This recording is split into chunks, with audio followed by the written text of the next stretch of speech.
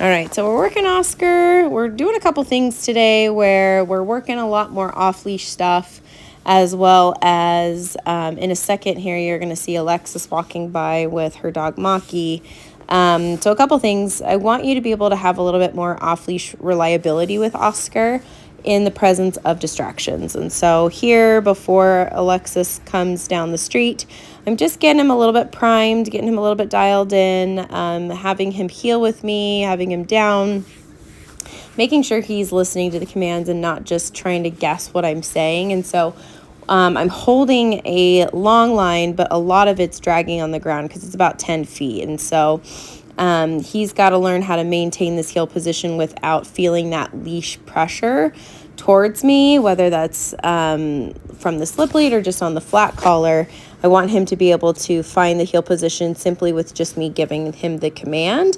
And if I need to use e-collar, that can be my source of pressure, but I don't want to do as much leash because there's times when he's off leash. And so if he doesn't know how to resolve information when the leash goes away, we want to make sure that we're training for it. So leash is just there to help, but I'm doing a lot more body language stuff. So he's skipping out on the heel position here, and I'm using e-collar, and then I'm keeping moving until he maintains that heel position on the left-hand side. And then as Alexis walks by, I just keep doing what I'm doing. I keep asking the things that I've been asking for of him, whether that's the heel or the down. And sometimes it's nice to be able to put your dog in a down and have a chat with the neighbor. And what he's doing here is he's periodically, even though he's out in front of me, he's periodically looking back at me.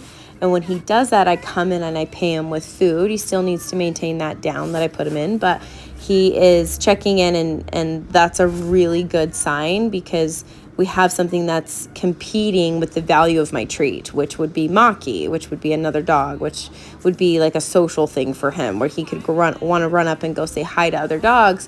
Sometimes that's dangerous. And so I want to set him up where we practice this a lot because he does have that excitability within him to just get up and go run and go see what's going on and investigate. He's quite brave in that sense, and so we want to make sure that we're also having some impulse control around some of these things so that we're not, heaven forbid, having him run across the street or something. So did a little recall there, just give him some food. He is happy to work for treats. We don't always have to use them, but they definitely help bring some clarity into the picture.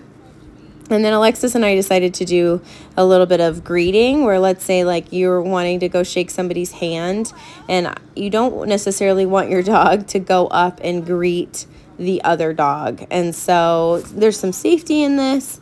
There's some impulse control in this as well, where I ask Oscar to stay by me in this heel position, despite me going up to say hi to a dog. And even here I give Maki, her dog, a little treat, and still wanting Oscar to maintain that heel position. So he did really good with this exercise, but we have been practicing this a lot. There has been a couple times where he has broken commands to go up and say hi to new dogs, and so we want to just make sure that we are practicing this often so that we have really good impulse control.